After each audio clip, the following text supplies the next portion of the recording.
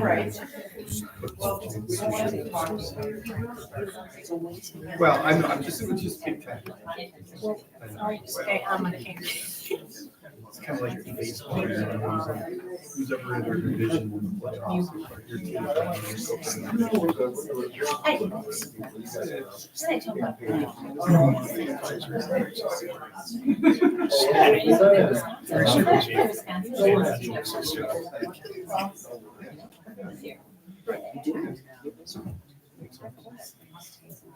I always, they're in the attic. Big seats. You know, the women. I don't even know. No, they- The funeral. Yeah. They didn't. I haven't looked at it yet. They probably feel. No, there's been a lot of stuff going on that I missed out on. I'm like a junkie in the morning. Next time I have to do all kinds of publications. Yeah. I get a just the Wall Street Journal. I read the. Good evening. I'd like to start right on time at 7 o'clock. I'm Roberta Roden-Killian. I'll be the moderator for this evening's forum. This forum is an educational forum for you to learn about the candidates. It is not for debating. And please, if you have a question, when you're recognized by me, please stand, state your name and your address. Clear? Okay. Before I start, I want to acknowledge Alice Morava, who was the founder of this Voters Forum, and we lost her a couple of weeks ago. So for those of you that don't know, Alice passed, and I want to thank Ruth Ann Morava, who does a lot of behind-the-scenes work for us for the Voters Forum. It makes my job that much easier.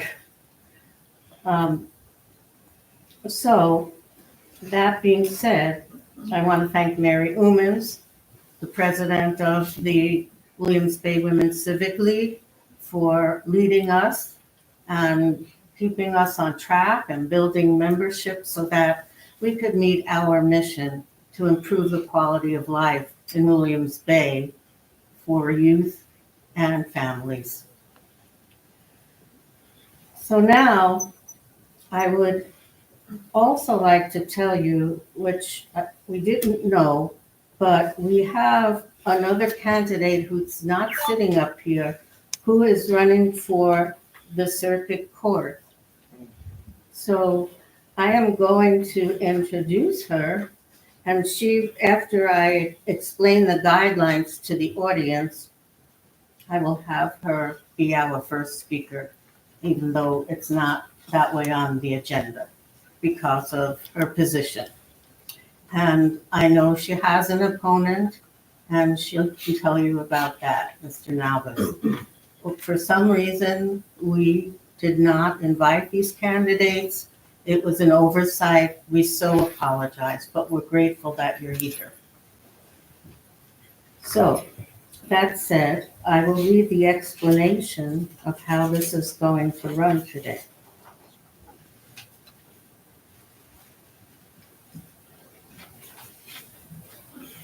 In an effort to be fair to all participants, maintain organization, and complete the forum in a reasonable period of time, approximately 2 hours, the following guidelines and agenda have been developed. The primary purpose of the forum is educational.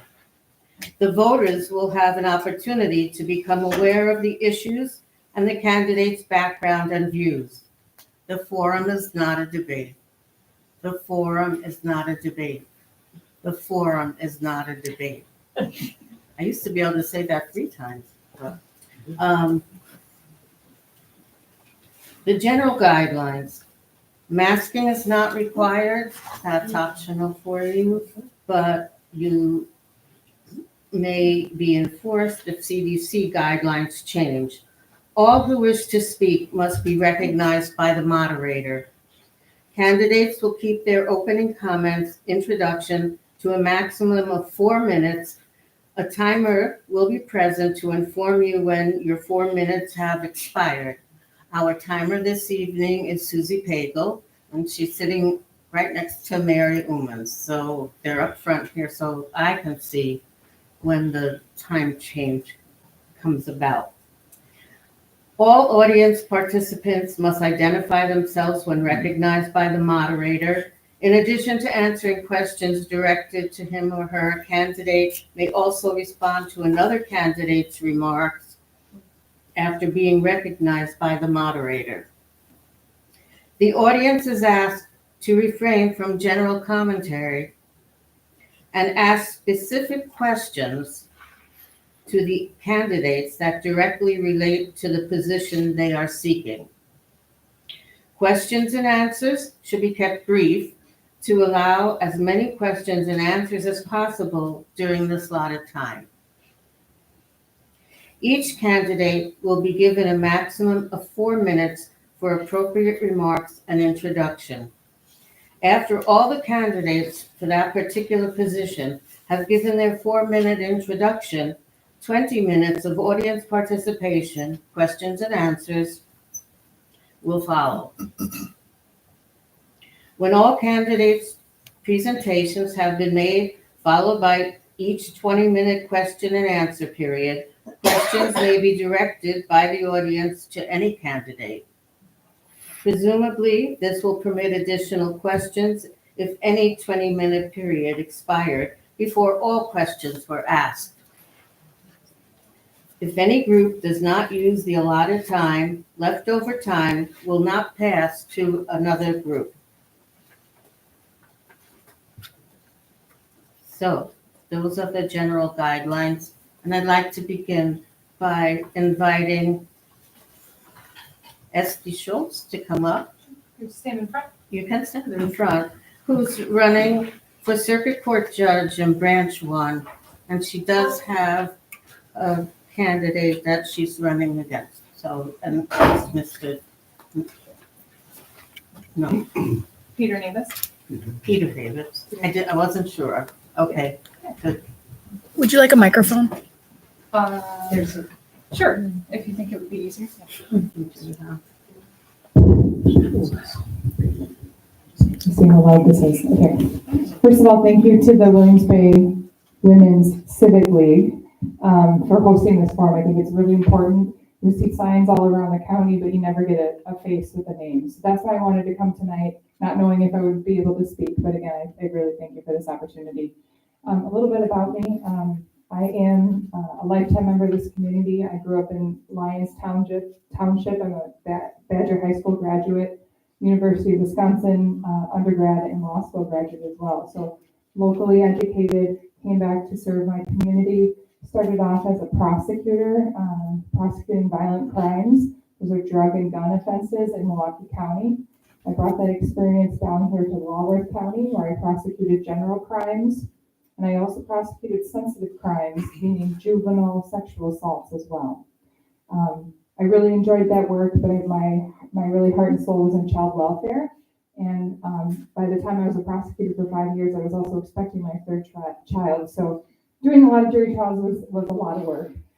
So I moved down to Corporation Counsel office, and not a lot of people know what that is, but we do all the non-criminal legal work for the county.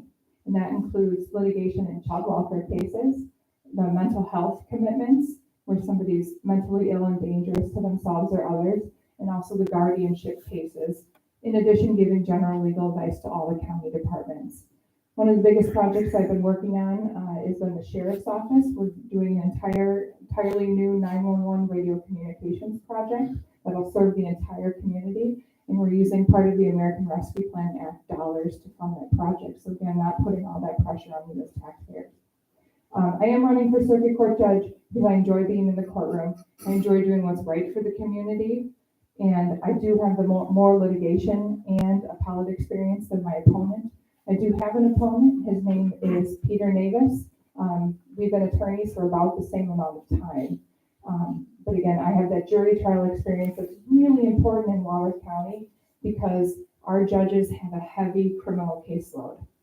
I have special training in how to take testimony from children on the stand, and I've litigated a lot of constitutional cases as well. So it's really important that when a judge takes the oath of office to uphold and defend the Constitution, they know how to litigate those constitutional issues. So that's me. I'm happy to answer questions towards the end. But again, I thank you so much for your time and being allowed to speak just briefly to this group that really cares about the election, and I appreciate your vote on April 2nd. Thank you.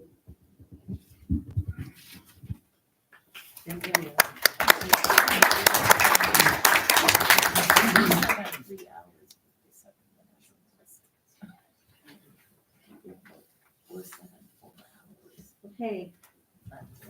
The next candidates to speak are Skip Mossamer and Joanne Laufenberg, and they are running for the Walworth County Board of Supervisors, District 7.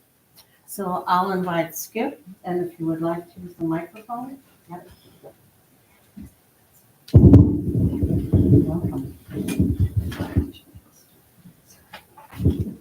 Good evening. I'm Skip Mosshammer, and I'm running for the Walworth County Board, District 7. First, I'm a 14-year resident, and this is my home. This is going to carry me out of here. I'm a value-based candidate, having learned from my parents the importance of civic service. I believe well-run government is a benefit to the people it represents, and I believe in good old Midwestern values that people should be free to pursue their lives. And when a neighbor has misfortune, we stand up and help. I believe people prefer collaboration to resistance, and the board has demonstrated that language matters and listening wins the day. I believe in the capacity of quality leadership, and I practice it for all of my life. I'm a learner, and during this campaign, here are some things that I've learned. Walworth County is in excellent condition. It is debt-free and the only county in Wisconsin to be so. This is important because debt is a drag on economic vitality and is completely non-productive. Better, the county is projected to be debt-free for at least the next decade. This is one of my values: live within your means. The county has built and remodeled its infrastructure continuously, usually with cash. Another of my values: take care of what you have. The county has an excellent workforce, about 1,000 of our neighbors. They are efficient and knowledgeable, but we have difficulty finding people to fill open positions. 45 of them at last count. Why? The lack of affordable housing, lack of childcare, lack of transportation.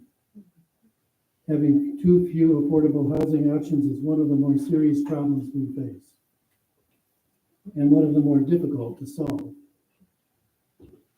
Where will our teachers, police officers, and tradespeople live? All county employee pensions are fully funded, 100%. Reflecting another of my values: meet your obligations. Some areas of concern that I will address: housing, transportation, emergency preparedness, and services for those in need. And one more: hunger.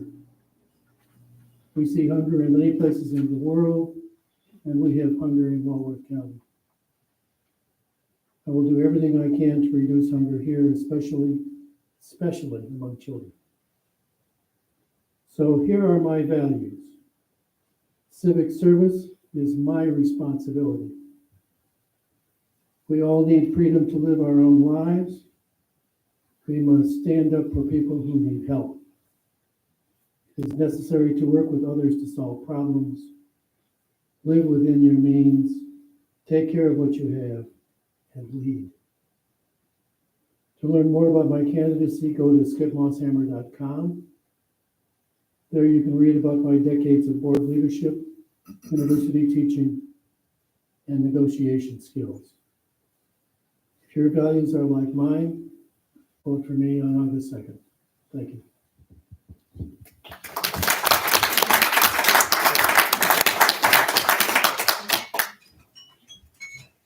The next candidate to be acquainted with is Joanne Rothenberg. And she is currently working for us in Boulder County Board of Supervisors, District 7. Actually, I like everything he said, so maybe I can just go home. Is it on? Oh, There you go. All right, I'll just start with a little about me in case you didn't meet me last year, but, I have been in southeastern Wisconsin all my life, 9 years here in Wellworth County recently in, town of Geneva, and as a kid in Kenosha for 10 years. Been married to my engineer husband for 27 years. I have 3 sons that are 17 to 24, and they're all fully home educated. We have 25 plus years, I have 25 plus years working in children's, youth, and young adult ministries as a volunteer. And I studied professional communications, lighting design, and constitutional law. I helped my parents run their lighting agency, and I helped my husband run his engineering firm. I'm trying to get to page 2.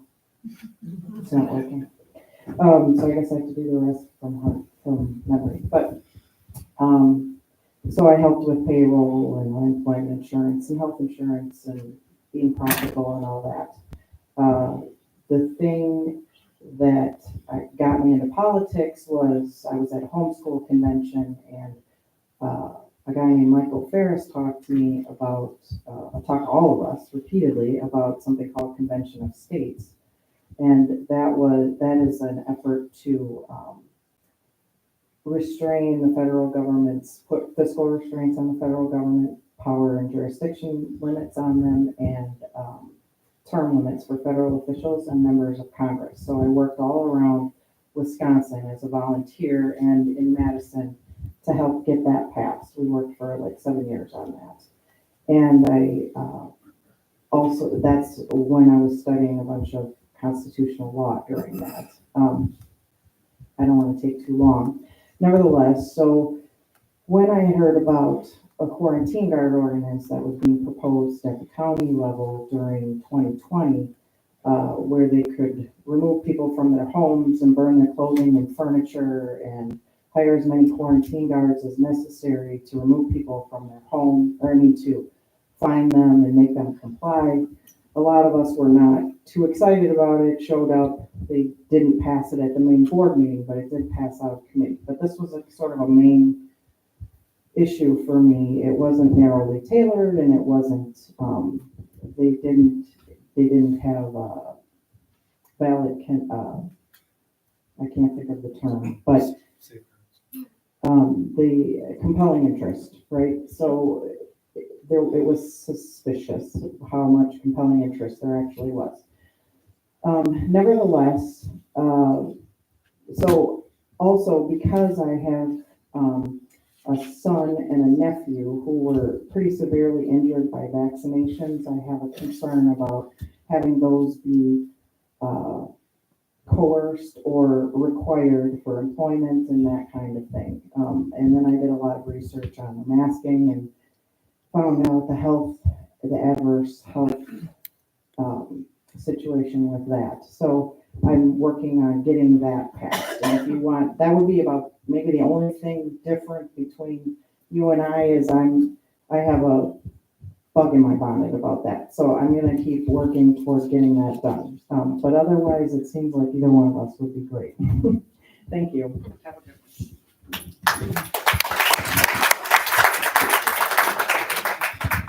Thank you, Joanne. Now we'll hear from, well, actually, we have a 20-minute question and answer period now for the candidates that have spoken. So at this point, I would encourage us to move on to the 20-minute question and answer period for the Board of Supervisors in District 7. And we can come back to you if you want to stay. If you don't want to stay, then we'll have you speak first and answer questions. That sounds like. Sure. Come on up. Here we go. Are there any questions? Are there any questions for Esty Schultz? Yes, I do. Jim Belisandro, 60 Johnson Terrace. We all know that there's a lot of people in our county that can't afford attorneys, they're indigent. And we know that the attorneys don't get paid much. And I'm always been concerned about that. A lot of them, they sit, because they can't afford bail, they sit in jail. And their court hearings and times get delayed because we can't find attorneys. Are you concerned about that? Or if you are, is there anything that you might want to, or you could maybe help solve that problem? Yes, so that's an excellent question, and you are right. That is a significant problem in Walworth County. A lot of other counties are dealing with it as well. But ever since the pandemic, we have been trying to get back to an actual system that runs efficiently. And it's not anybody's fault that it happened, but attorneys don't want to come to court as often. They want to be there in person. You know, we all got used to appearing by phone or appearing by video. There's been more mental health issues causing more people to have criminal behavior, and they end up in the jail rather than getting mental health treatment. But you're right. So there was a significant issue. As a former prosecutor who was trying to raise a family and pay off student loans, it's tough. It's tough. It's unless you find a significant reward in that kind of work, you don't stick with it for very long. And it's the same for public defenders. It's the same for the defense bar that takes public defender appointments. In Walworth County, we also have a list of court-appointed, county-appointed attorneys, where if the public defender's office has a conflict and there's no private bar attorneys willing to take a public defender appointment, the courts can appoint counsel, and those are funded by county dollars. What we've been doing to try to remedy that situation is increase the amount of pay.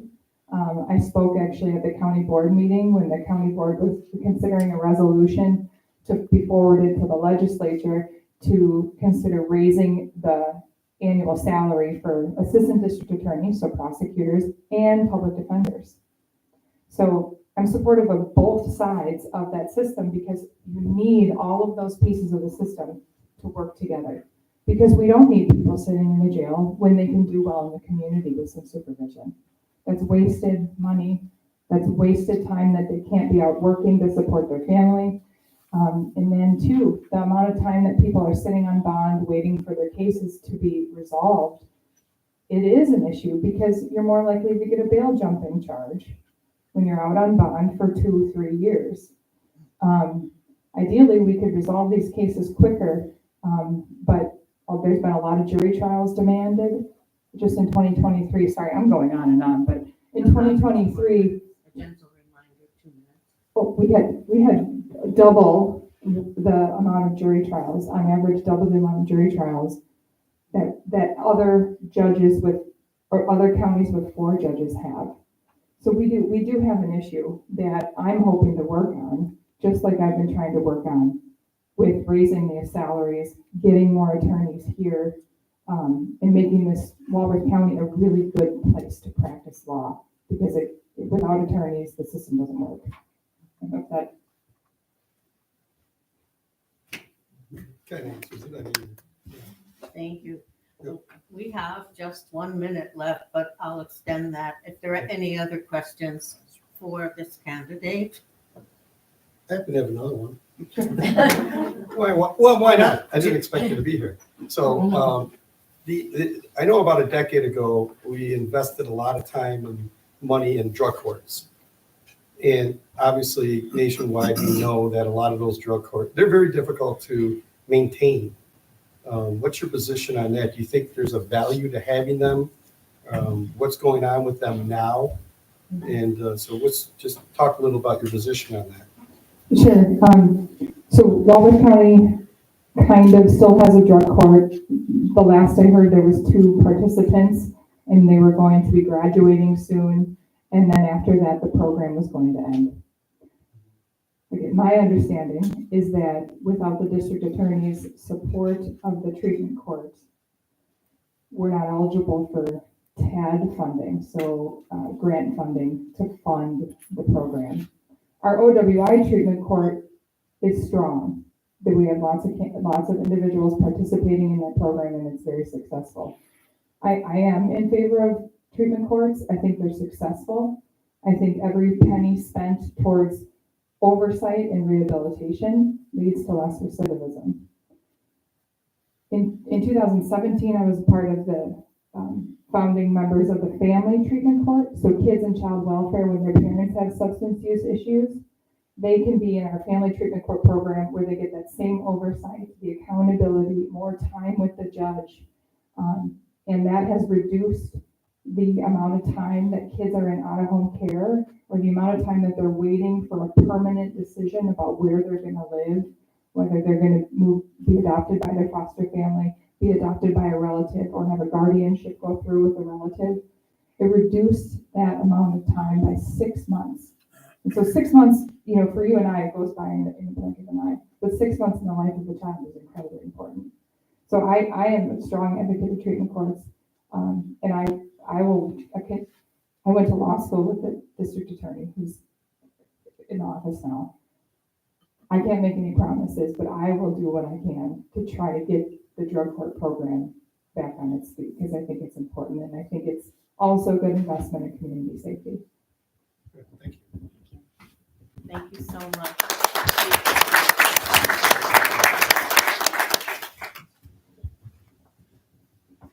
Okay. Next, we'll hear from the Village of Williams Bay trustees. Oh, excuse me. Questions from supervisors. County supervisor. Oh, okay. I apologize.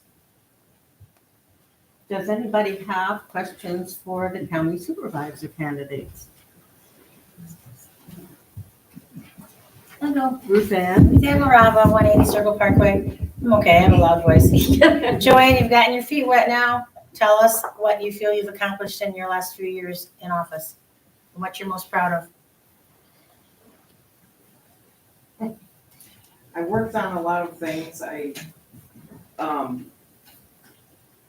tried to get everyone looking at how much anything that we vote on is costing every Walworth County resident. I know it doesn't work that way tax-wise with the different tiers, but nevertheless, if you just sort of look at, this thing is gonna cost the county this much per person because we have 111,000 people. This much for a family of 5. I have a family of 5, so that's how I look at it, right? So I try and look at things that way. I try and ask enough questions. I go through all of the details. Most of the time I go through all of the details and make sure that things make sense. I do some digging to find out if there's, detective work we need to do that's when programs have more to them than what's actually showing up on the page. And I was able to get them to get rid of the vaccine list, the people who had reservations, not reservations. They had just employees who decided not to get vaccinations. I had them get rid of that list just to come to find out that the state has a list anyway. So it didn't really accomplish much. What I accomplished, I don't know, but hopefully I am there, making people think of a second opinion in many areas. Thank you. Are there any other questions for this candidate? Hi, Suzanne Arnold, 361 Forest Drive. Skip, I believe you've worked as the library board president, and I'm just wondering what kind of experiences and challenges and successes you've had that you think you could take to the county board. Because it's a group of people on each side, right, that you have to work with. Well, working with the library board has been a great experience for the last 8 or 9 years. The kinds of things that I've learned there are basically a continuation of the other board work that I've done almost all of my life. Somebody asked me how many, do I need that? You can hear me? I can. And I have a soft voice, so I have to be careful. Somebody asked me how many boards I've served on and for how long. And I made a list and checked it all out, and it's 61 years of board work. Not all, not all in a row, but sometimes more than 3 at a time. So you we're- started when you were 2, I mean, yeah. That's right. Okay. Prenatal service. So serving on the library board was really not so much a new experience, but a culmination of experiences, where I could bring to bear some of the negotiation skills that I've developed over the years, and also the leadership skills. So it's been a lovely experience. I've had a couple of things happen that only the favored have. Got to pick a great director, and we had a building project, and those are 2 of the 3 things that a library president can count on being, feathers in your cap kind of thing. The third one being a referendum, which you can't do. So the library board thing has been very gratifying to me. Is that answering your question? Sue? A little bit, Ask me again. good enough. Okay, That'll work. all right, thank you. Question, right here. No, So Jim D'Alessandro again? Jim, just for a minute. Okay. Thank you, but I will call on you again. Is there anybody else who hasn't spoken? Judy? Judy Johnson, 680 Washington Parkway. I know, Skip, you tell us all the boards that you've been on, and thank you for serving and hoping to serve on Walworth County. And I'd like to ask Joanne, have you been on any boards? And I know Skip said he's being nonpartisan, and I wonder if you are also. I'm nonpartisan in the way that I make decisions that are best for Walworth County residents, but yes, I am a Republican. I've been a Republican for a long time. I can't really change that, but nevertheless, I like to think of all the citizens of Walworth County when I make decisions. And your service on boards? Oh, I'm sorry. No, I haven't been on any boards. Just this one. Thank you. Thank you. Are there any other questions? Trustee D'Alessandro? Oh, there's one over there. Oh, okay, yes. Hi, my name is Kathy Bartelli. I live on Willow Road in the Como subdivision. And a recent experience I had going to the supervisor meetings, I'm a little concerned with how people vote related to all the federal money and the federal, I can't say the right word I want it, but anyway, the federal involvement in county decisions.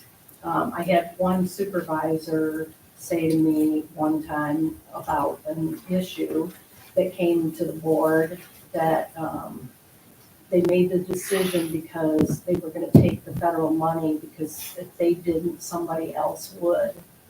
And that type of decision-making really concerns me. So how would you feel about federal money for the county? If it was a problem for the county, if it was gonna have an adverse effect on the county? So, Well, when I started watching the national debt, it was, I believe, 7 trillion in debt, and now it's 34 trillion. And I'm also told by people who have been in office in the federal government that we have 120 trillion of unfunded liabilities coming down the pike. So most of my decisions about spending money from federal grants are weighed heavily of whether we really need this. I mean, clearly it's our money too, and it's true, someone else is gonna get it if we don't. I called our state representative's office and asked if we could send some back and insisted it be applied to the national debt, and they said it couldn't, and that it would just go to other counties if it didn't. However, There are some programs, like new ones, that I vote no on. If something seems like, that I have questions about it, I'll vote no. I don't hesitate to vote no.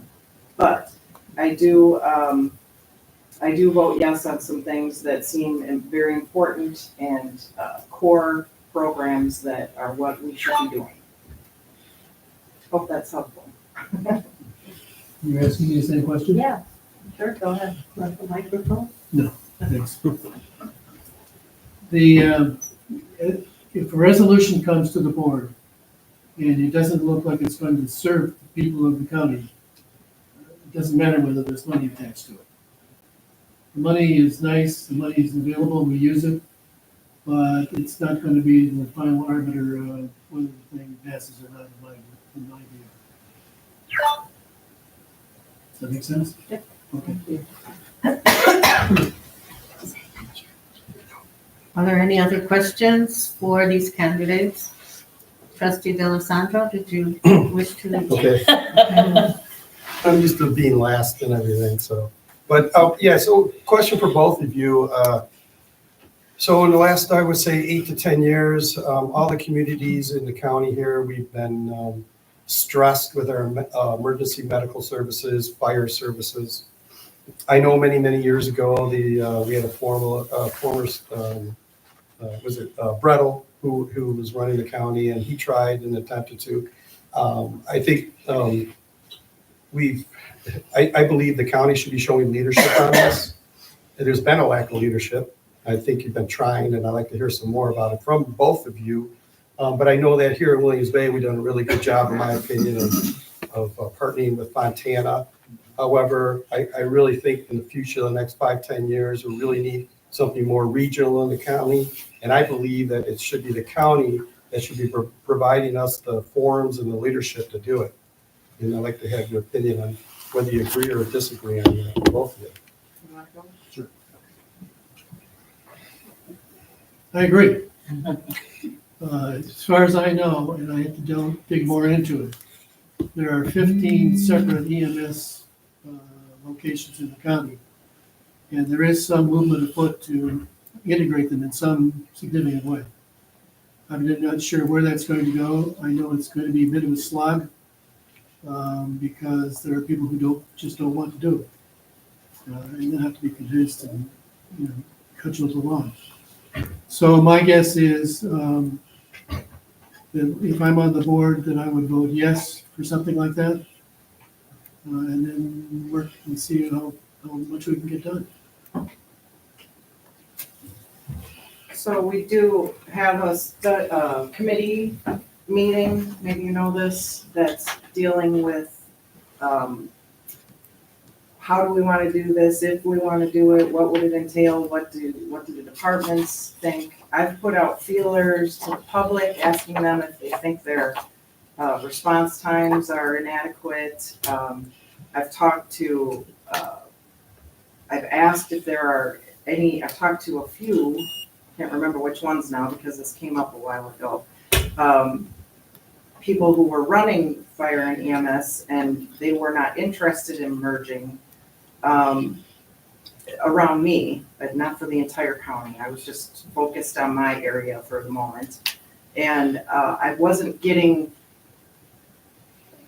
a lot of, I wasn't hearing a lot about people wanting this to be a county-wide thing. I certainly think it makes sense to, share resources and whatever you can to save money and make things work better, and which is why the committee is meeting. It's not my area of expertise, but I'm willing to hear more about it, and if I can see that it's something that's necessary, then maybe it is the thing to do. I'm not on that committee. I'm on plenty of other committees. So, if you want me to get more highly educated about it, feel free to send me any opinions or material you have on it. I appreciate it. I would want to see if it saves lives. If changing the way it works saves lives, then I'm gonna push for it. Good point. Do any of the trustees wish to ask any questions of these candidates? We still have a few minutes if there are any other questions. I do want to be honest, I wasn't all for having the county just take it over and put it into their budget and we handle it all, and I made that clear. At this point, I didn't see that being a wise move. Thank you. Okay, moving right along. Now we will hear from the Village of Williams Bay Board of Trustee candidates. And we will start with Trustee Owens at the Amira. I don't think I need that. Okay. I mean, nobody ever complained about me, so. There we go. I'll leave it here. Okay, don't press that button just yet.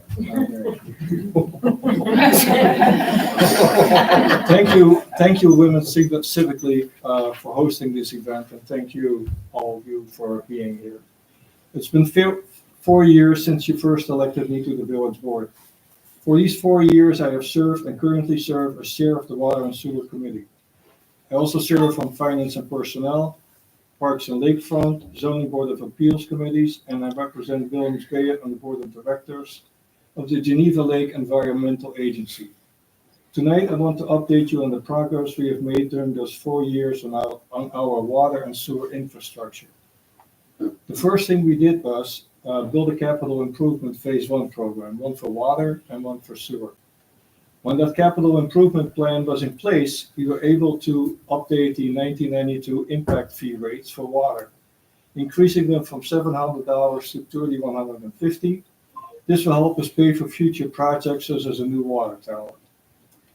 Talking about money, we also borrowed in $8.4 million to start paying for the things that we needed to do. So here we go. In 2020 through 2024, we finished the following projects. We repainted the Theater Road water tank. We put new water mains on Elkhorn Road and new 12-inch sewer line pipes. We cleaned and repaired the Lang reactor. We got the water plant out of the flood zone. We created a water main digital map for the water main breaks. Hundreds of new water meters were installed, numerous sewer lanings, and we prepared a lot of holes in sewer pipes. We have several projects starting in 2024 and finishing up hopefully in 2025. And they are a well 2 new pump, a well 3, hopefully a well 3 repair maintenance thing. And then 2 big ones, the chlorination water plant improvements and a new Harris Road lift station. We hope to finish that up in 2025. And then on the capital improvement plan, what is left for future projects is new water mains on Log Vista, about 67 east-west, new water mains, and also some new sewer linings, pipes, a new water tower eventually, and we need to expand the water plant. And then on the sewer side, we have 7 lift stations that all need some sort of a repair, some of them major. Talking about, I want to talk a little bit about financing because I think this is good news that I need to share. Pending village board approval on Monday, April the 1st, to advise the DNR that we want to go ahead with 2 loans. I'm happy to tell you that we were approved for a safe water loan of $3.4 million. This loan has an $860,000 principal forgiveness that we don't have to pay back. And we applied for it specifically to pay for the chlorination water plant improvement job. And on the sewer side, we have applied for a $1.5 million loan to help pay for the Harris Road lift station. Both loans have a reduced market rate of 55%, or right now approximately 2.5% interest rate. If approved by the village board, we will advise the DNR to that effect before April 8th. We then wait for the DNR confirmation letter with precise details about the loan, and then I will ask the Water and Sewer, Finance and Personnel committees to recommend village board approval for both loans. In closing, I want to say thank you for electing me twice. I hope to serve at least another 10 times, probably more. And I want you to know that I really appreciate your encouragement and support. I know this was a lot of information, so if you please ask me in 4 minutes, so please ask me questions later if you want to know more about individual projects. Thank you. Thank you. Ha! 4 minutes. Let's look here from our trustee Lowell Wright. Thank you, Roberta, and thank you, the Women's Civic League, and all of you here this evening, as well as the Village of Williams Bay at large. As introduced, I'm Lowell Wright, a candidate for village trustee here in Williams Bay. You know, I'm honored by the trust that Williams Bay residents have placed in me to serve as village trustee for the past 4 years. I seek your vote this April for another term. My reason for seeking office is best, I think, explained by the word serve.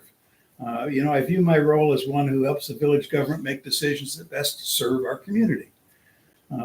As part of serving on the village board, I've been chair of the Finance and Personnel Committee. I'm the person that has to find all the money for Rob's projects.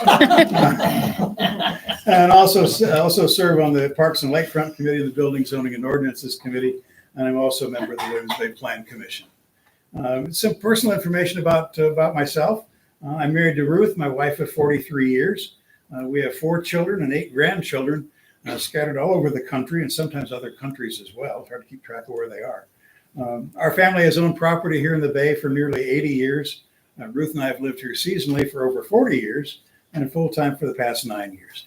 All that gives me a good sense of what living here means and some of the values that come with that. As a member of the Delavan Christian Reformed Church, I strive for my faith to be reflected in who I am and how I act. And finally, I strive to be involved in our community. I'm a member of the Williams Bay Lions Club. I volunteer at the Open Arms Free Clinic, at the Spirit of Hope Homeless Shelter, and Meals on Wheels. And I also serve on the board of the Walworth County Aging and Disability Resource Center. You know, Williams Bay continues to be served well by its engaged and educated residents. It has many active, vibrant organizations, such as the Women's Civic League, which work to preserve our beautiful lake, the KNC, our parks, schools, and businesses, are the foundations of what constitutes quality of life for us. During my last term, our local government made several changes to maintain the character and attributes of our community. We implemented a plan to provide timely and professional EMS services, thanks to the support of you, the voters. This partnership for EMS with Fontana is working well. We've seen, to Rob's point, we've seen reconstruction of Highway 67 and all of its infrastructure. But more visibly, some of the things we've worked on is a new dog park opened, a new tennis and pickleball courts will open this spring. We updated the playgrounds in 2 parks. We replaced timbers along the lakefront walk and several other significant projects. You know, I asked myself, as Skip mentioned earlier, I asked myself what I've learned from this experience. And I come up with 2 things. First, participating effectively in government's not easy. And secondly, government's not quick. Everything takes longer than you thought it might be because there's many moving parts that must be balanced. But you know, it's doable by ordinary people like me who are willing to listen, lead, be persistent when it's important, be patient, and finally make a decision. You know, there will be situations that challenge the balance between growth and the attributes of this village we like. I'm confident that our processes and citizen input and experienced staff and developers will continue to enhance our village attractiveness. And my obligation as a trustee is to work with others to provide tangible efforts and tangible actions to preserve and protect our village. You know, bottom line, I believe I have the time, energy, skills, and experience to listen and to lead. And I want to maintain what we like about the Bay and find affordable solutions to things we'd like to change. I'll be honored by your vote on April the 2nd. I welcome your input at any time. But please see my Facebook page, Lowell Wright for Williams Bay Trustee 2024, for further information and for my contact information. Thank you very much. Thank you so much. Our next candidate is Adam Jaramillo, and Adam, take it away. Okay, thank you. Thank you, Roberta. Thank you also to the Women's Civic League for hosting this. Thank you for everyone for coming and participating in democracy. It's not always pretty and it's not always fun, but it is always important. My name is Adam Jaramillo. I've served as trustee here for 2 years already now, and I'm running for a second term. I want to thank everyone for voting for me the first time. It was a write-in campaign, and somehow over 140 people in the community learned to spell my last name and spelled it correctly. If they hadn't, those votes would have been crossed out, and that 6-vote margin would have disappeared. So I guess I must have been doing a decent job because there's no opposition to us. So all about me. I'm from Williams Bay. I grew up here, attended school at Williams Bay School from kindergarten all the way to 12th grade. I graduated valedictorian. I was captain of the math team. We were champions all 4 years. Played football all 4 years. Co-captain my senior year. We were not champions any of those 4 years. But we had fun playing, you know. And after graduating, I attended the Massachusetts Institute of Technology, MIT, where I studied economics and nuclear engineering. Passed a lot of very hard courses. I did not get a degree. I don't want to try to trick anybody there. I left without about a semester left. So looking to rectify that. I'm a transfer student at UW Whitewater right now, so hoping to finish here. I think the 3 things I guess best describe me is smart. I already kind of covered that. Loyal. I met my wife in 2008, and we've been together ever since. Kids. I have a great relationship with my siblings and my mom. And I'm loyal to this community. When I finally had the opportunity to live where I wanted to live, I immediately moved right back here and got to send my kids to the same school that I went to. My kids are about to turn 6 and 4 and attend kindergarten and pre-K here. And the third thing I would like to describe myself as I'm a mediator. I've just always kind of been in the middle. I'm a mixed race. I'm a middle child. I grew up poor, but now I'm well off, and I sort of have my feet in both worlds because when you grow up poor and you do make it, your family members are still poor. So you have to keep your feet in both worlds. I also consider myself a centrist, where I disagree with a lot of stuff on both sides, and I agree with several things on both sides. Well, this job, one of the reasons I also really wanted is I like doing it. I like the people I work with. I like the stuff we do. I've been chair of the Building, Zoning, and Ordinance Committee for the 2 years I've been. I've served on protective services and water and sewer with Rob. But as you can tell, Rob kind of has all of that under control. But I'm trying to really be a mentee so someone can take it up if they need to. I've also, for the last year, served on the library board with Skip, and well, about half the people here. So.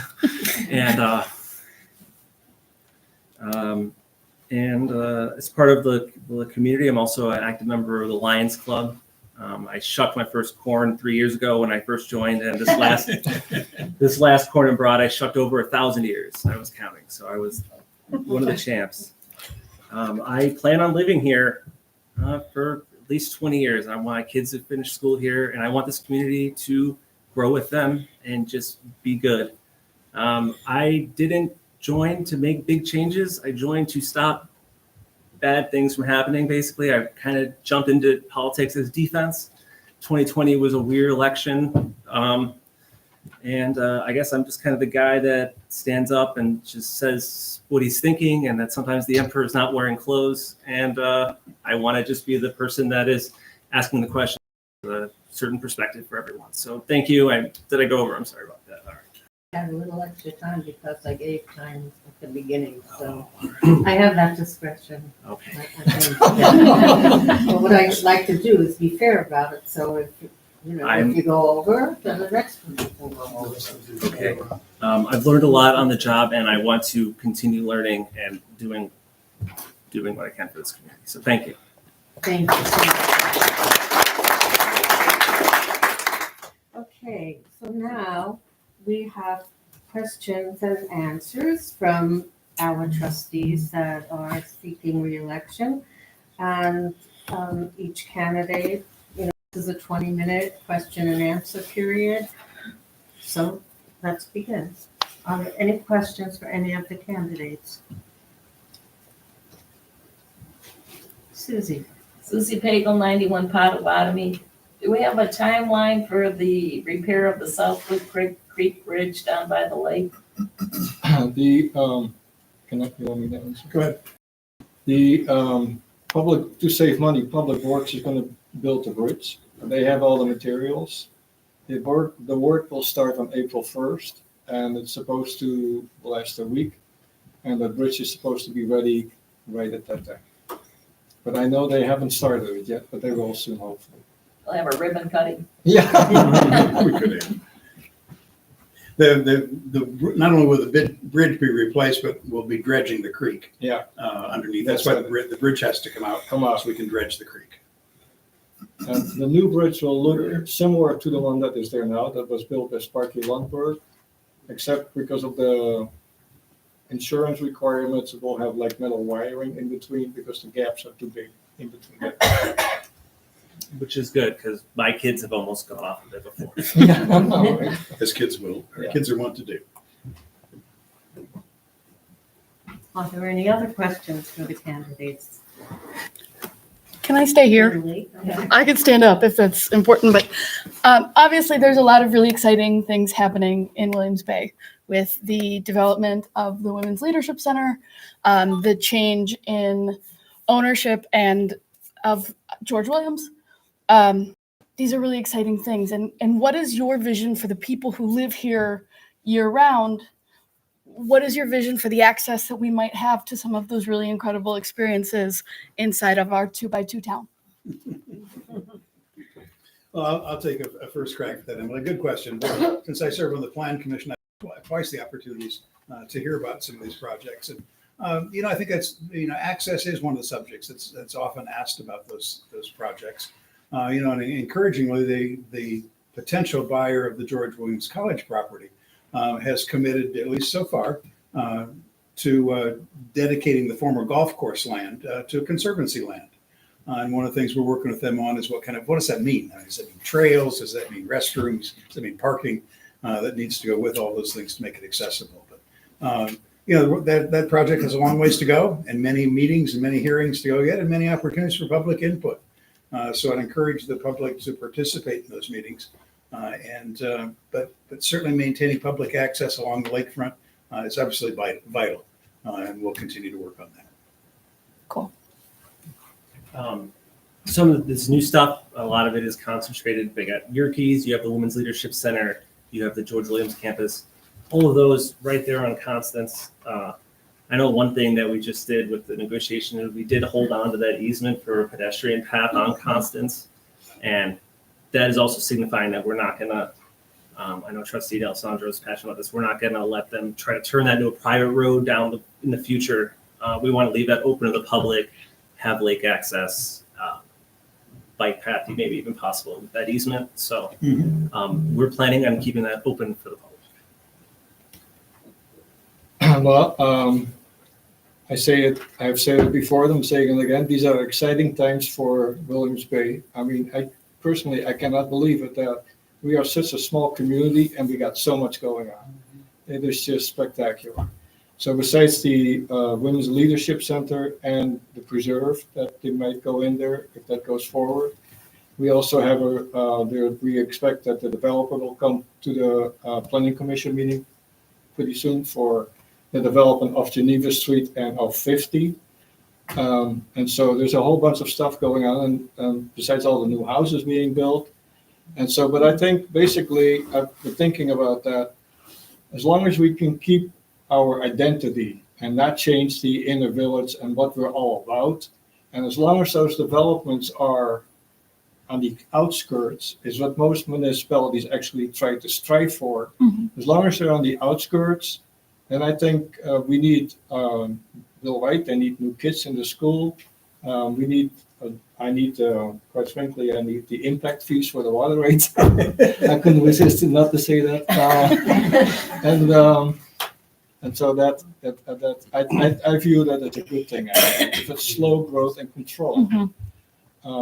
I don't know if you guys all know this, but obviously Yerkes made some projections about all the visitors that are coming to Yerkes, and it's a spectacular number. They toned it down, but they said they still think, but in the next 5 years, it's the number that the toned down number was 70,000 visitors to Yerkes. That is spectacular.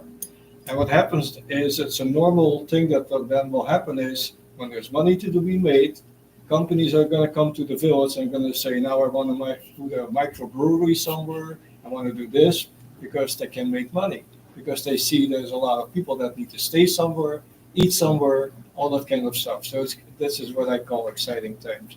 And we have to be careful, and we are, and be conservative in our approach and make sure that we don't change the inner makeups of the village.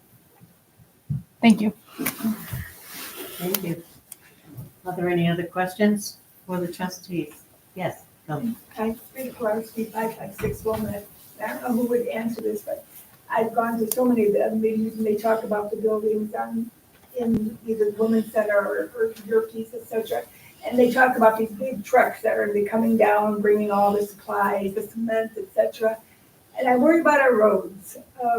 Does anybody look and kind of say, geez, they're gonna be zooming down 50, they're gonna be, tearing things up. Who's gonna take care of that when they're done?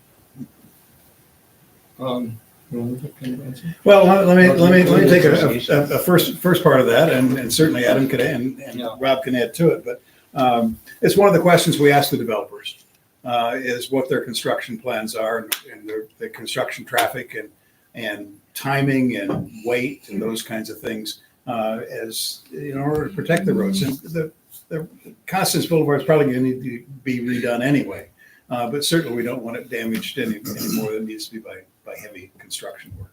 So, good question, and one that we don't necessarily have the answer to, because we ask the developers what their plans are and then work with them to try to mitigate any damage. And I was going to mostly say the same thing during negotiations. Lowell was on the negotiation team when they submitted.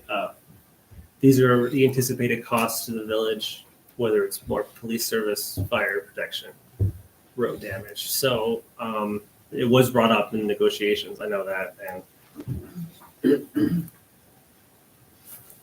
we will watch with bated breath, and we'll keep on top of the Streets and Highway Committee.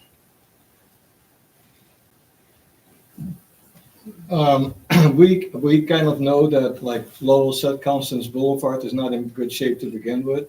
And then we have Ravinia Road. I don't know, where that is. That's not in good shape either. We kind of patched that up a little bit.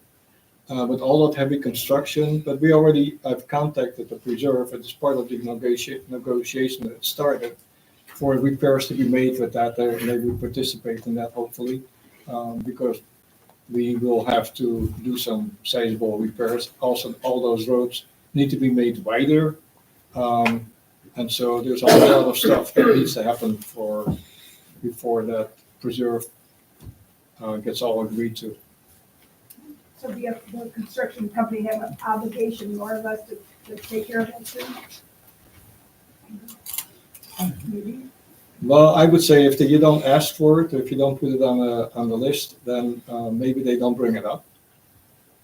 So I don't think they have an obligation necessarily. Are there any other questions for our trustee candidates?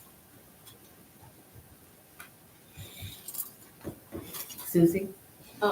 State your name and address. Susie Arnold, 361 Forest Drive. Not so much of a question. Maybe I'm a little remiss as a citizen, but I want you to know I almost went out and bought a new dishwasher until my neighbor said, I found on the website down in the little corner, there's something about a water softener. And all of our dishes are all full of film too. Just maybe for the future, it could be communicated a little bolder before I go buy a dishwasher because my glasses are all filmy. Just a note. It kind of depended where you were in the village also. I don't know, where do you live? Liquid Trails. Okay. Because in some sections where everybody goes out, we did this in the winter months, obviously. So if there's not a whole lot of people living there, and the water is stagnant in the water mains, that doesn't help the situation. Like I live on Morgan Drive and we had no trouble. And a lot of people in our subdivision did not have any trouble. But nobody, we're all home, most of them are home. There's a lot of water users. Yeah, just while for we went through that for the process. record, we don't have a lot of snowbirds in our neighborhood either. Yeah, And our neighbors had it and they said there was some change in the water softener. yeah. So, yeah, I agree. If That wasn't- people aren't around, the water becomes It stagnant, was but because we took the lime out for, the lime reactor was finished and then there was no lime in the water to make it softer. yeah, that. Right, exactly. In our house, we invested in vinegar to spray. Hopefully we won't have to do that for 20 years, but make a note of it. It's better now. Yeah, It oh, is. yeah. It's Pretty fixed. good. It's been fixed now. Yeah, it's all fixed. Thank you. Can we ask for, I don't know, let's say, I think we're gonna send a letter next time. In Yeah, 20 thank years, you. we'll do it again. Yeah. that would be helpful because we thought our new dishwasher was not working properly and all of our dinnerware and everything got ruined. And it doesn't come back, even when you Use fix vinegar. it. Yeah. Yeah, you use vinegar and it will help. No, it doesn't. But anyway, but thanks for helping with our water systems. And are there any other questions for these candidates? Seeing none, we'll move on to the next part, which is going to be a letter that I will read to you from Ed Nichols, who couldn't be here. He is running for the Williams Bay School Board of Education.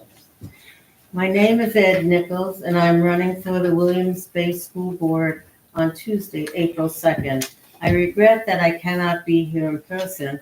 However, unavoidable travel for work has prevented me from being here.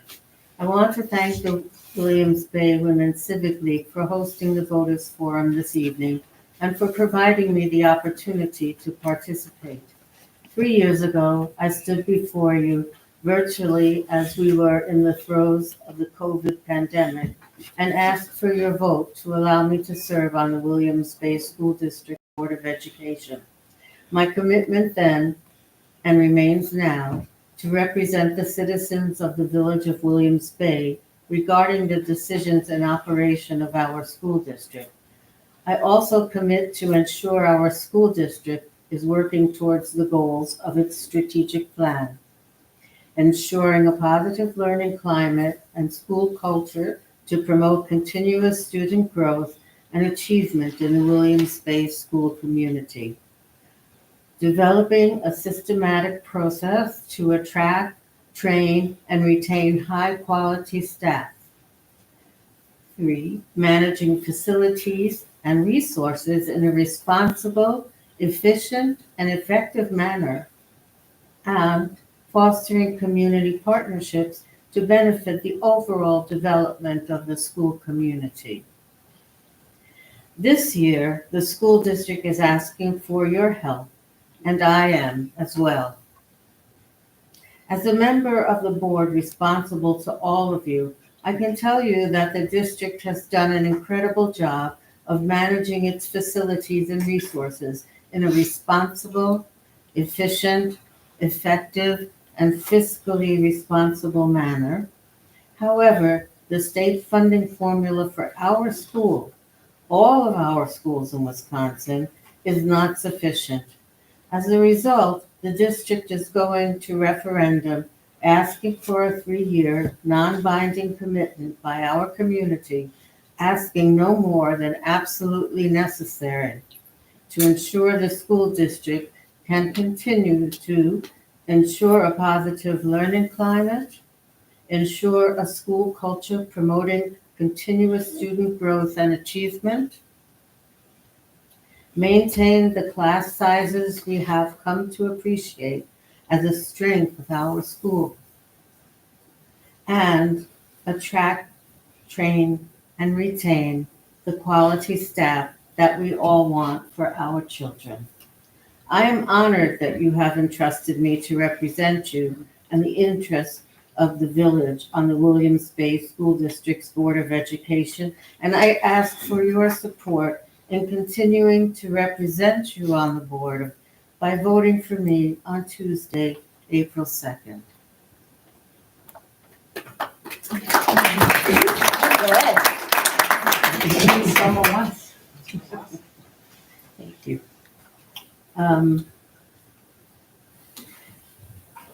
Since we don't have our candidates here, the next thing we will move to is a presentation on the proposed referendum, which follows Mr. Nichols' comments.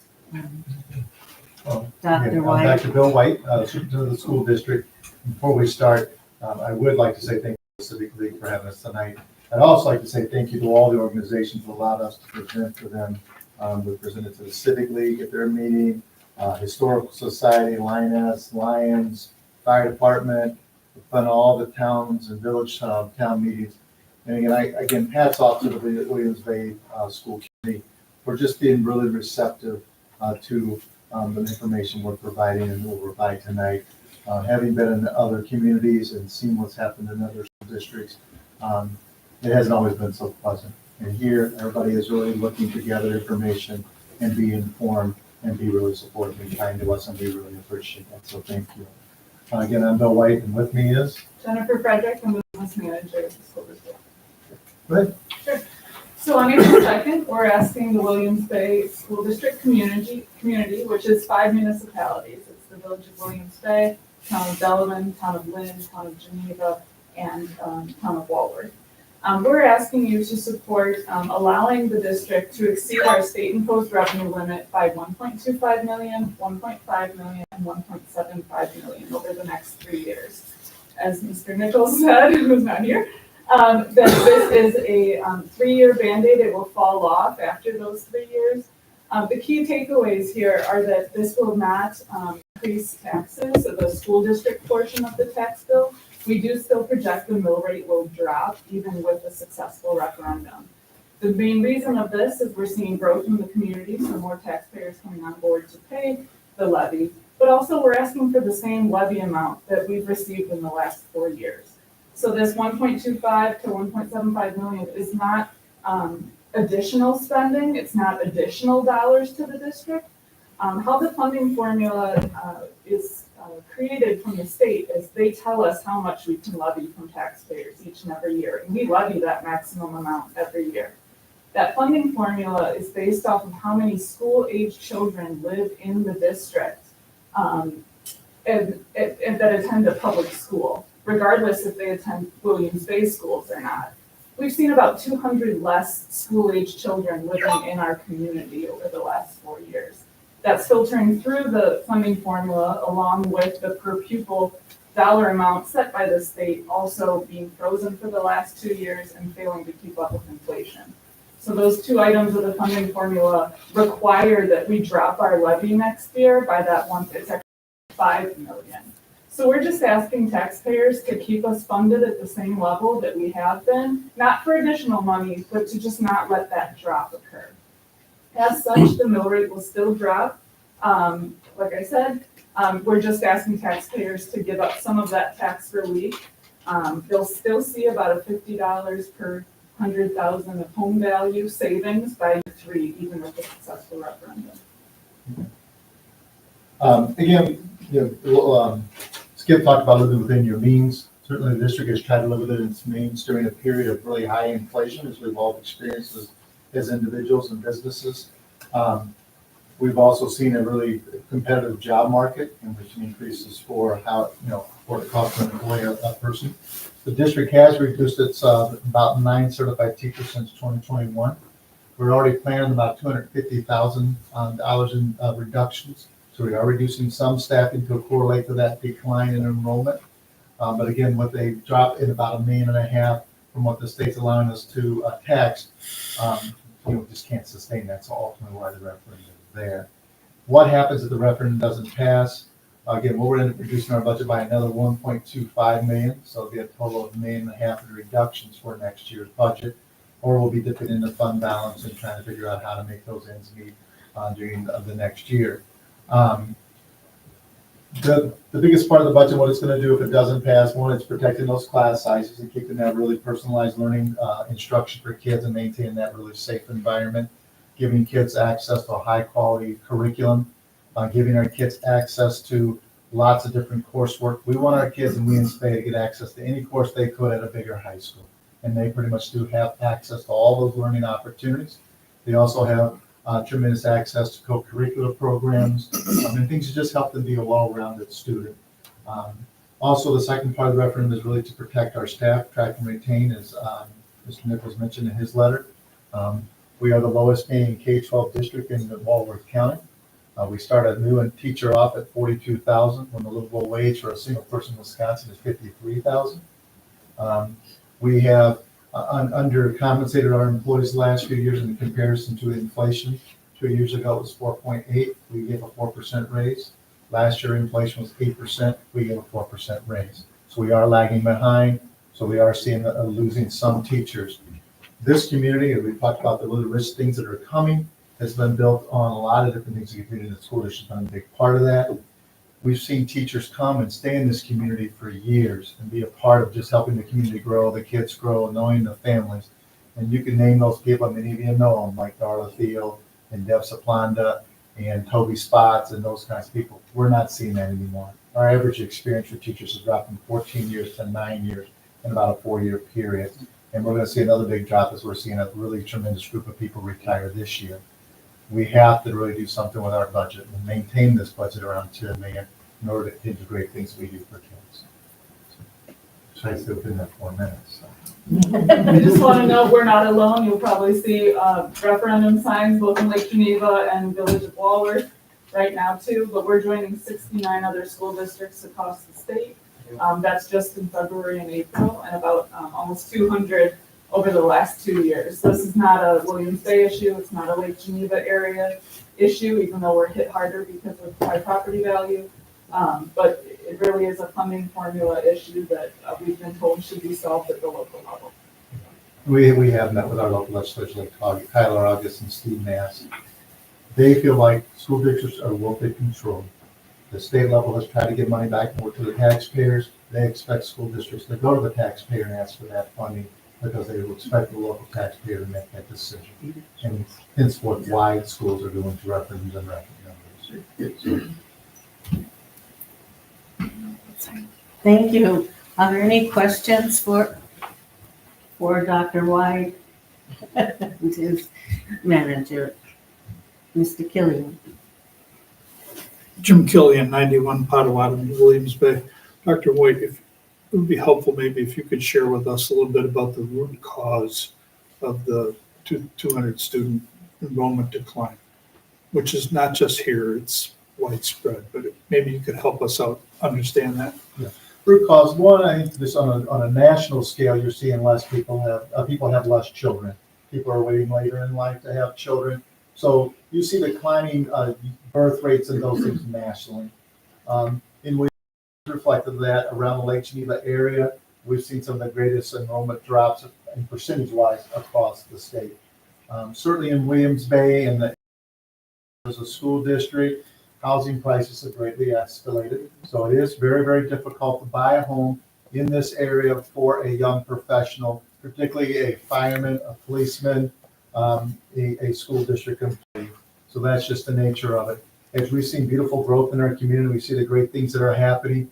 Again, as those homes sell, the competition is great, and you're seeing a lot of people without children, a lot of retirees buying those homes. And again, it's what's helped makes this community special, but again, it diminishes the amount of kids we have. So just again, to clarify, our funding is based off of the membership school-aged children living in the district. So the 200 decline is not in our doors, it's in the community.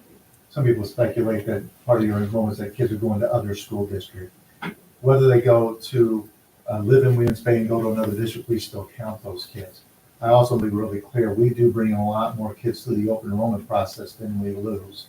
And certainly we count on bringing those kids to fill those spots that have not been filled by in-district kids. We bring in about $1 million a year for open enrollment. So the district has done a really good know that. Really have done a job of future. We talked a little bit about, we do the full presentation that would they have the most well-rounded students in Walworth County, if not the state. Our kids go to MIT, they go to Cornell, Yale, 20% go to Madison every year. We're also beginning to really prepare those kids to go right into the workforce.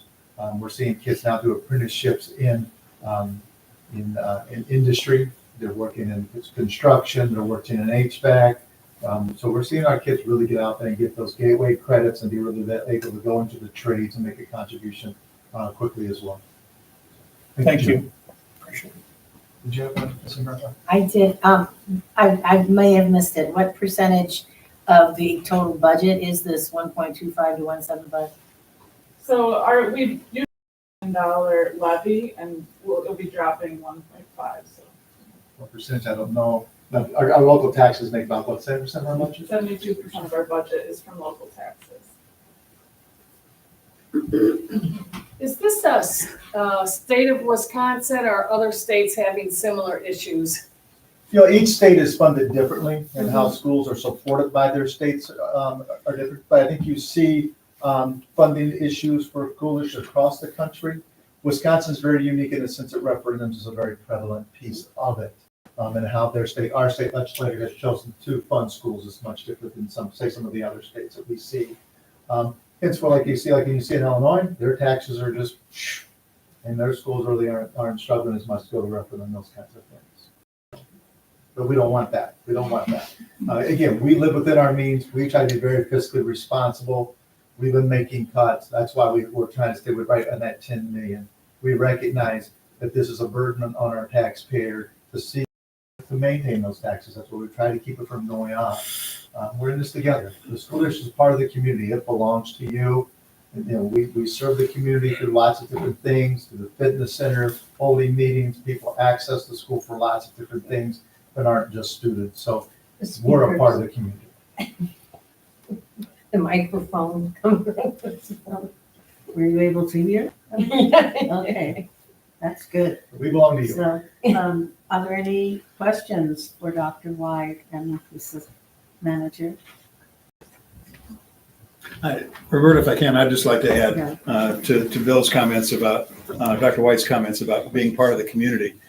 Speaking for the village and I think for the library as well, we have great partnerships with the school district in terms of events and staff participation. And I don't think there's an event that goes on in the village that is a joint venture of the village, the library, and the school district.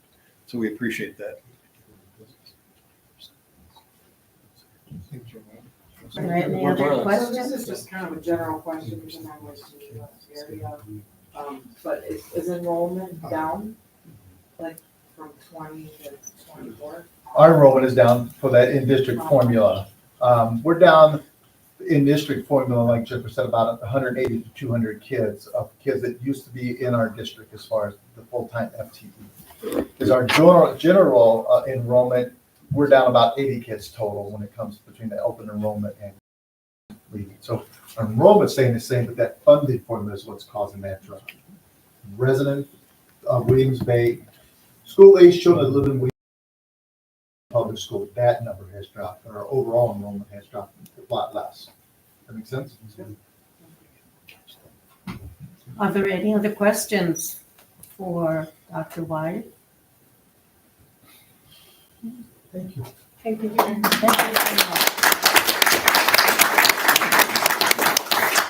So now we have the final 20 minutes allowed for questions to any candidate, and candidates could ask each other questions as well.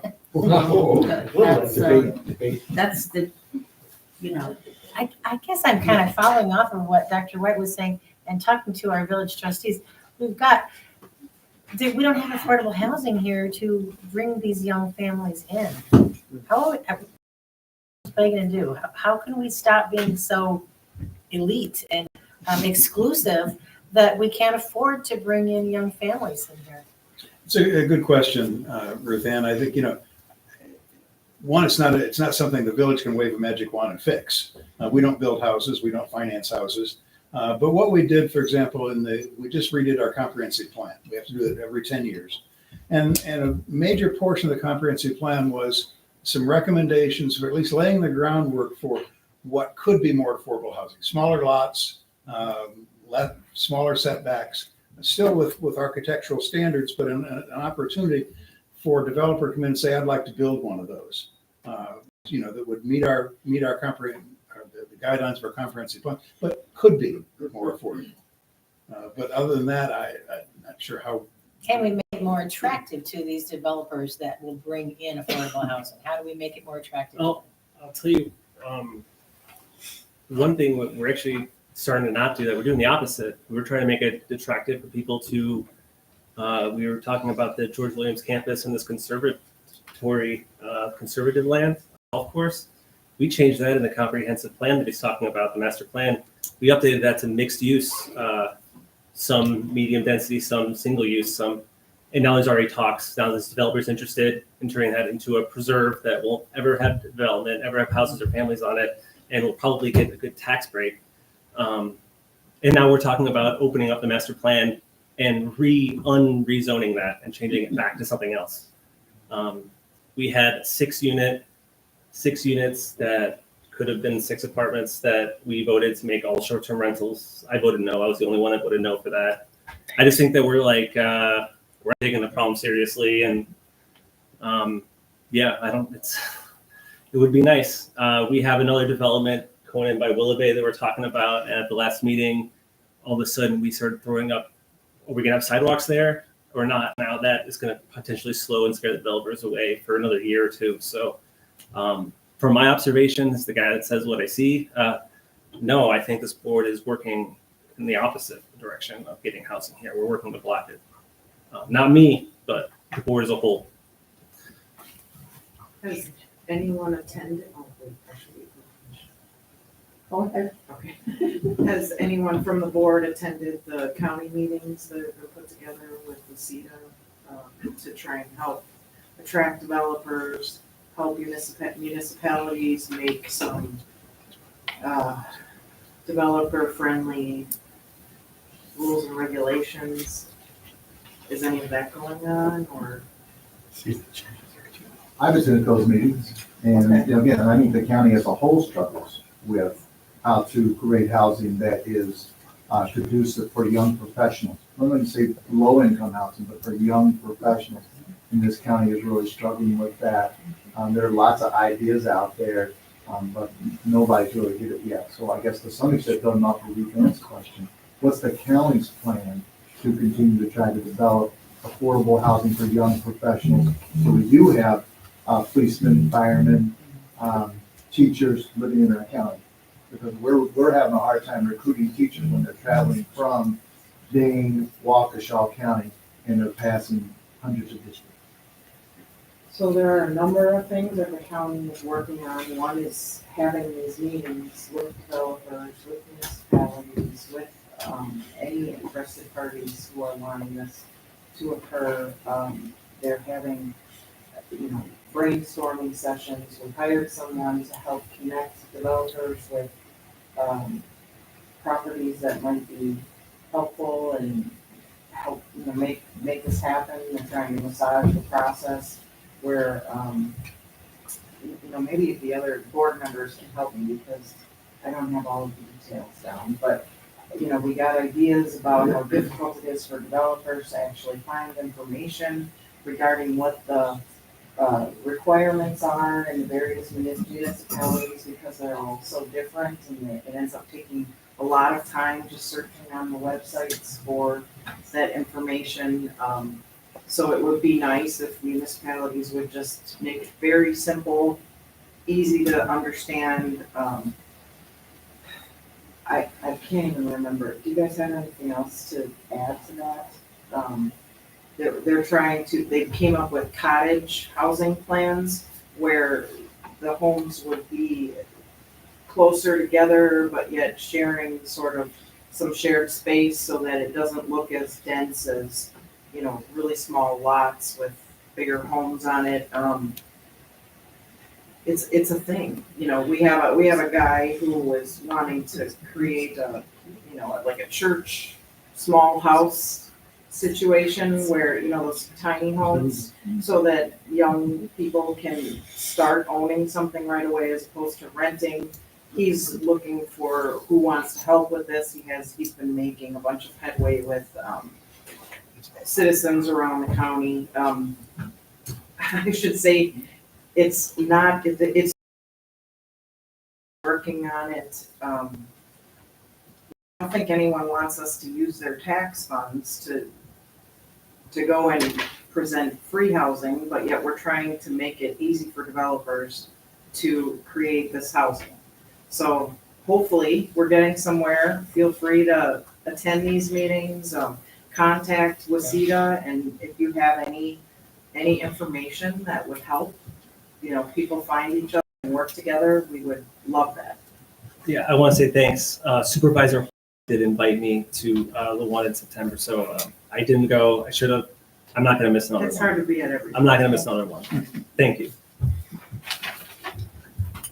Yes, Kathy Bartelli again from Town of Geneva. I think one of the things that isn't brought up enough about the housing issue is the level of vacation rentals.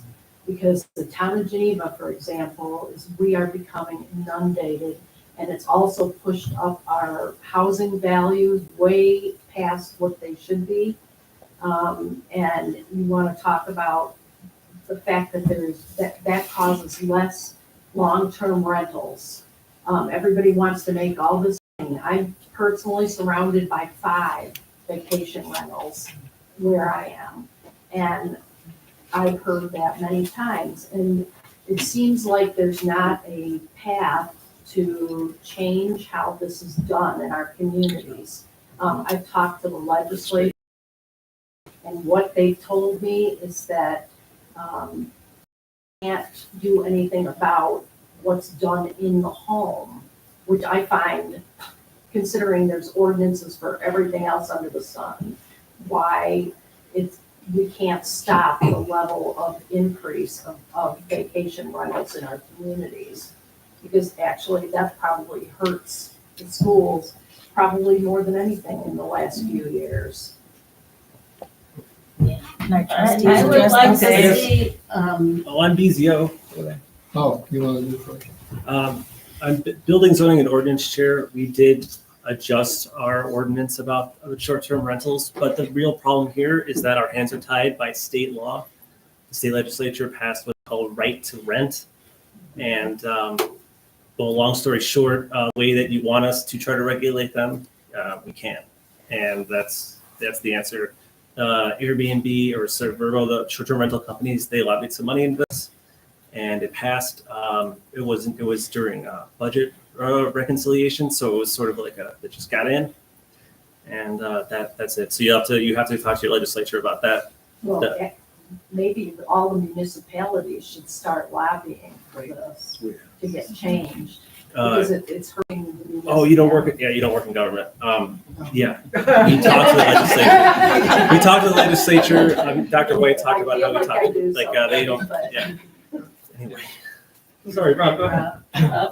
Actually, there are 3 groups of this. So you have short-term rentals, which are from 6 to 29 days. And then you get from 29 days and more, and that's long-term rentals. And all you need is a state permit. We don't have any say in those. Then below less than 6 days, we call that tourist rooming houses. And we actually did limit the licenses on that, and we took the permits. We cannot have it in residential areas anymore. So we took care of all of that. So there's actually a waiting list for it. So that's all we were able to do as far as that is concerned. But as far as the short-term rentals, there are several lawsuits in Lake Geneva. You are a lawsuit going with the state and trying to reverse them so they have control. Susie? I believe Joanne had 4 minutes to speak about whatever the most recent topic was. I think we need to hear Skip, give him 4 minutes to speak also on the same topic to even this out. So ask me the question. Well, I think The question really was about how, what can be done at the county level to have housing that is affordable for young professionals. So I really don't know very much at this point how we can do anything with housing. It's a zoning issue, I think, at least in part. Other than that, I don't see any way that the county can buy land and, repurpose it or something like that. I don't know what the restrictions might be on that. So Thank you. that's one of the first things I'm gonna look at is housing, right after 100. I just thought of Oh, well, something. now we're even now. Now everyone, you had 4 minutes. You know what, it's not a debate, Sorry. but he doesn't have to have a rebuttal. All right, I will call on Judy next, because she had her hand up before, and then we'll come over here, and then Mr. Killian over here. This is related to housing. Some time ago, I heard Williams Bay does not have water for a new subdivision. Is that true? Water for you mean the new subdivision that still needs to be approved on Geneva Street? No, I just mean if a contractor comes in and he says, I want to build a new subdivision. Yeah. I want to put several, maybe smaller homes on smaller lots. Do we have water for a new development? Yes, we do have tons of water and the aquifers available, but the problem with when you hear that is we can pump 1,000 gallons per minute or 960,000 gallons per day. That is in 16 hours. There's a state limit. You cannot pump more than 16 hours in a day. So it's not like there's no water. We need to increase the capacity to get more water. Now, normally in the non-seasonal months, we don't have any trouble because we don't pump more than 4 hours. The water plant only works 4 hours a day. But if it's the 4th of July and everybody is fixing water and whatever in the village, then we are getting close to the 960, the 16-hour pumping limit that we can pump. So in other words, like the new subdivision that is going in, well, hopefully if it gets approved, goes forward, gets approved, goes to the whole rhythm. The 42 homes on Geneva Street and 50, we calculate it would take the water plant 10 minutes to supply the water, an extra 10 minutes a day of operating time. So if there's somebody else comes forward with another subdivision, somewhere, somehow, first of all, it would take years for that all to be in place, and we will have the water plant. We're trying to get the water plant so we can pump 430 gallons per minute more for another 8,000 residents, then we would be set for the next 30 years. Because we probably get about 600 to 800 new residents every 10 years in Williamsburg. So I know the water is available down under. Yeah, the ground, water is available, right. But we don't, at present, do we have the pumping capability or we need, you're taking out loads to do Only that? when it's super hot in the summer, there are a couple days where we are reaching the maximum.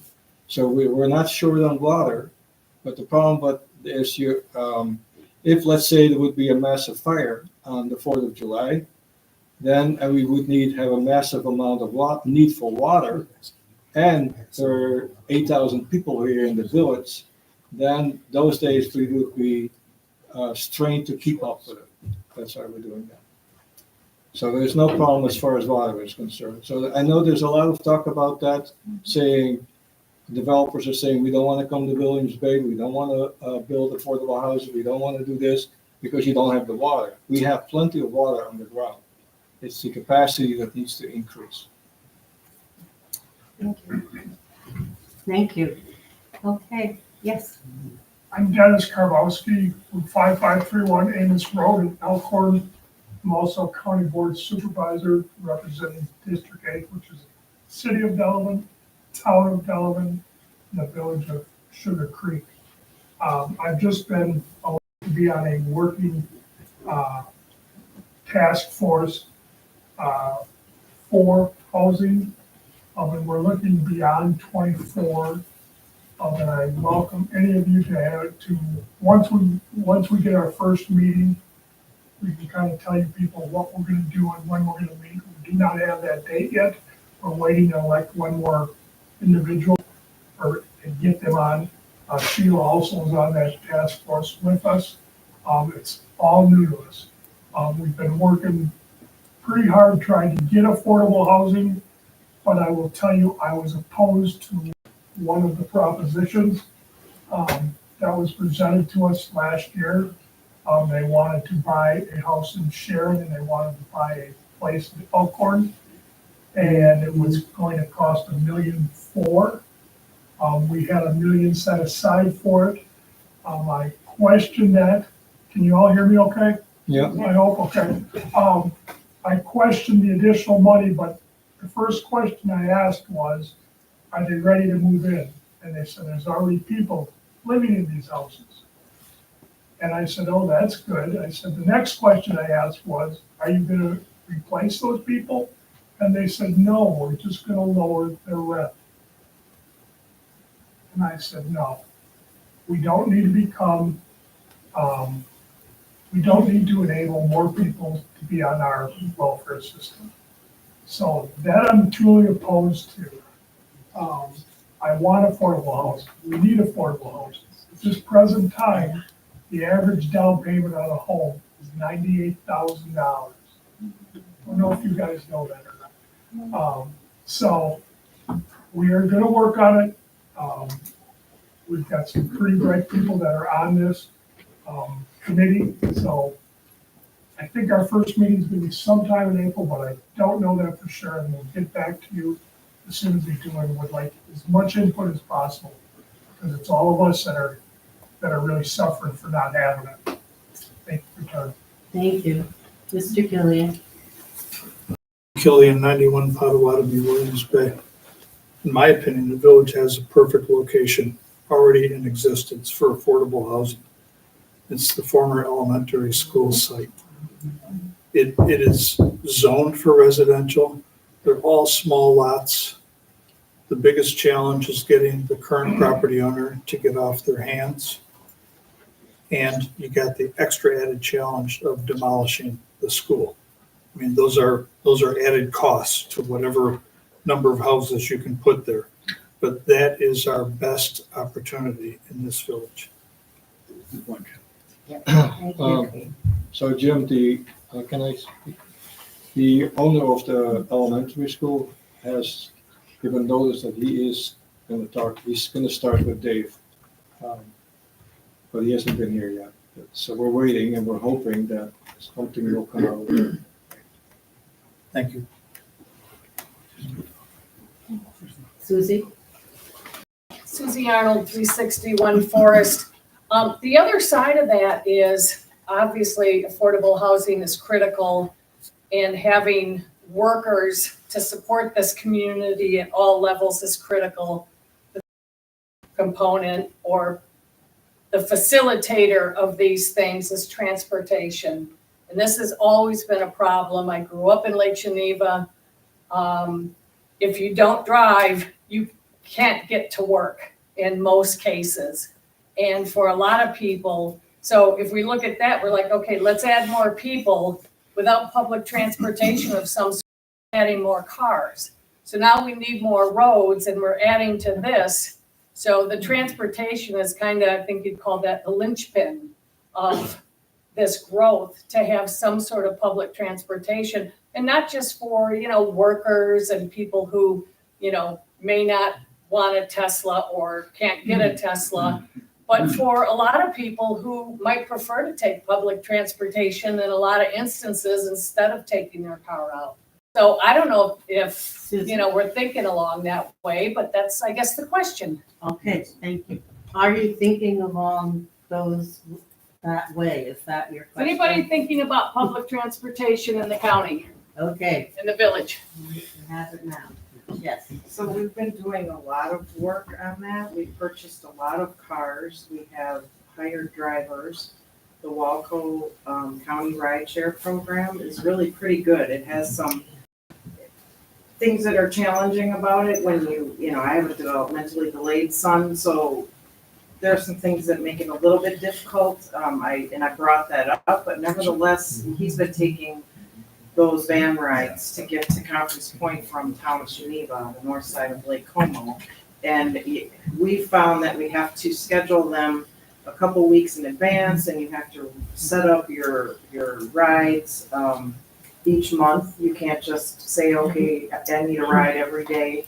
But I guess they want to make sure you're going to keep using it. And if you stand like twice within a certain time period, then you can't take it again. They're really not very expensive. If you're staying within the community, it's like $5 a ride. It's cheaper than owning a car, honestly. So I believe we've come a long way with that. Again, it's not perfect, but they're getting better. And it is available, but I don't think a lot of people know about it. So it's just Walworth County Rideshare. Well, that's pretty restrictive, it sounds like. And I was thinking more of like in Chicago, in the suburbs in Chicago, they have PACE buses. So they're little vans, they're smaller, they have a regular route, a regular schedule, and they wouldn't be like having buses in Walworth County. But there's some things that probably could be done to take that 4 steps ahead. Yeah, I think if we don't have to have as much, supposedly you can schedule a ride from one day to the next. I just haven't found that, but maybe other people can. I don't know. Okay. Susie Bagel, 91 Potawatomi. Wondering if Skip has any response to this topic. The transportation topic? Demand outstrips supply at the current time, and it's one of these problems. If we had more money, if there was more money available, I think the service could be expanded. And there are obstacles that we were talking about. There are obstacles to getting rides. We have to do it in advance, that kind of thing.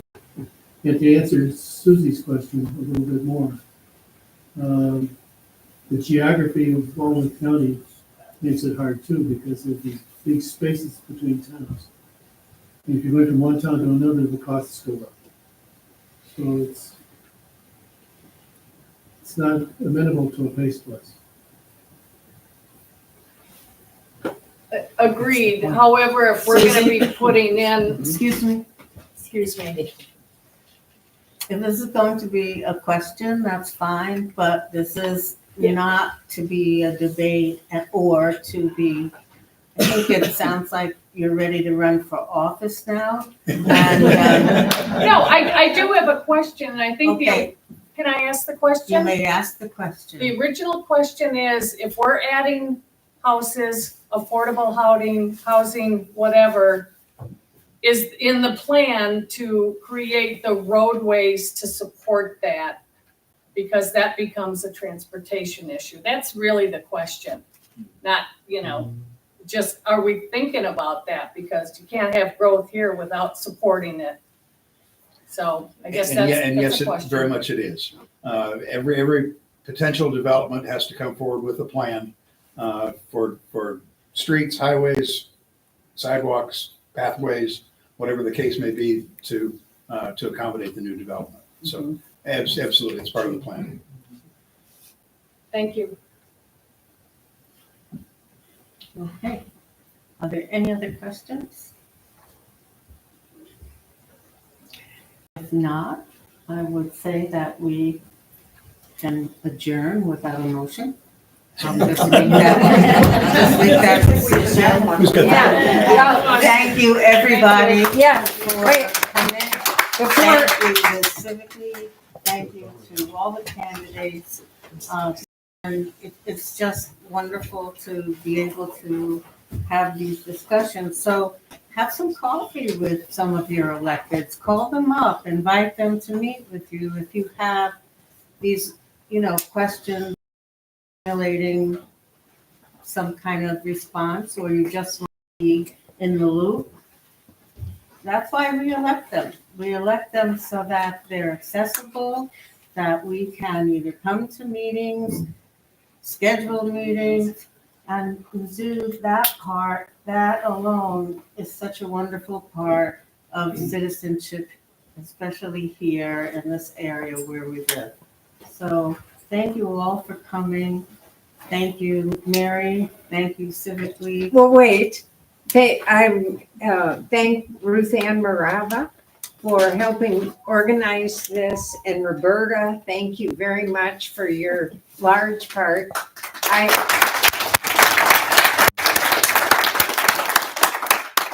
I hope Alice is smiling down on this, and which is Ruth Ann's mother-in-law that just passed away, that I have been thinking so much of her as we've been organizing and putting everything together. Thanks for all your good questions.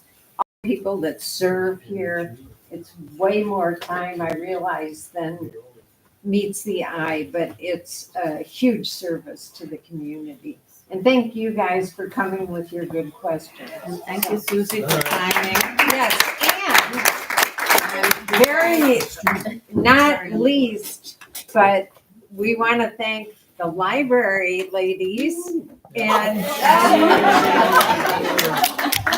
that are such, The director and assistant director. yeah. Barrett Memorial Library. So I want to, Emily Sanders. but I want you, wait, folks, I want you all to know, now, this will be, you can go to the Barrett Memorial Library website tomorrow. Is that correct? We'll put it up on the website is how to get to it, but if you already know where the Barrett Library YouTube channel is, or just go to YouTube and look for Barrett Memorial Library, you will find our YouTube channel and it will be On ready the, for you to watch again. okay. This was live streamed on Facebook, so that will also be staying on Facebook. Thank you, everyone. If you have neighbors that weren't able to come, they can access it then through the website or the YouTube channel. So that's great. Thank you all. No,